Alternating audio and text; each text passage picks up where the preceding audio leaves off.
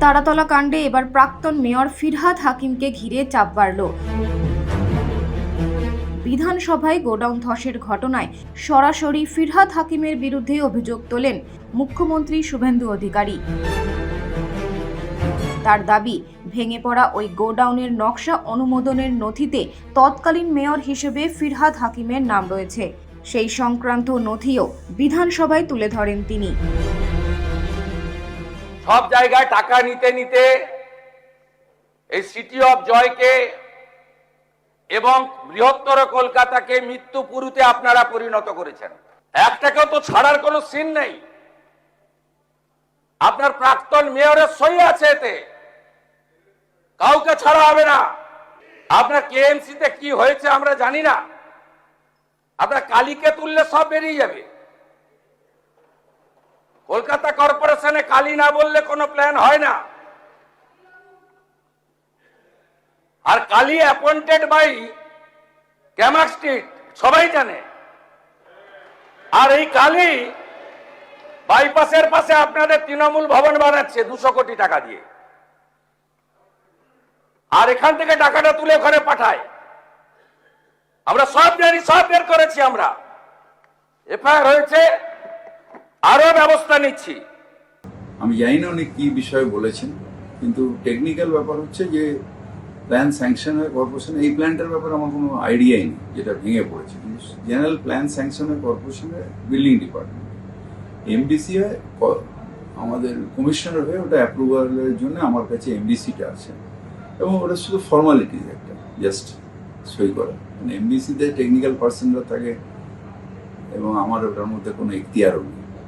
কোনো প্ল্যান স্যাংশনের ক্ষেত্রে এক্স মেয়রের কোনো মানে এখতিয়ার নেই, বা কোনটা ইলিগাল হলো কোনটা হলো না সেটা দেখারও এখতিয়ার আমার নেই। কাকে বিল্ডিং ডিপার্টমেন্ট নোটিশ দিচ্ছে, কাকে ভাঙছে, সেটাও যেরকম দেখার এখতিয়ার আমার নেই, সেরকম বিল্ডিং প্ল্যান স্যাংশনের ক্ষেত্রে দেখার এখতিয়ার কোনো মেয়রেরই নেই, আমার না, কোনো মেয়রেরই নেই। এটা কর্পোরেশনের রুলস। এই বক্তব্যকে হাতিয়ার করেই তৃণমূল বিধায়ক কুণাল ঘোষ তারাতলা কাণ্ডে ফিরহাদ হাকিমের গ্রেফতারের দাবি জানান।